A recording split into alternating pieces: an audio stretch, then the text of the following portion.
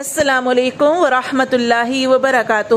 میری طرف سے آپ سب کو یہ نیا سال بہت بہت مبارک ہو۔ عبداللہ بن حشام رضی اللہ تعالیٰ عنہ سے روایت ہے، وہ کہتے ہیں کہ جب بھی نیا مہینہ یا نیا سال آتا تو صحابہ کرام نبی صلی اللہ علیہ وآلہ وسلم سے ایسی دعا سیکھنے کا اہتمام فرماتے تھے کہ جیسے کہ قرآن کو سیکھتے ہیں۔ تو چلیں اللہ تعالیٰ نے ہمیں یہ نیا سال جو ہے وہ عطا فرمایا، اور خاص طور پر اس کا جو پہلا مہینہ ہے، حرمت والا مہینہ، اللہ تبارک و تعالیٰ نے اس میں ہمیں داخل فرمایا۔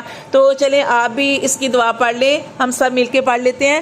اللہم ادخلہ علینا بالامن والایمان والسلامت والاسلام ورضوان من الرحمن وجواز من الشیطان۔ چلیں ایک دفعہ دوبارہ پڑھ لیتے ہیں۔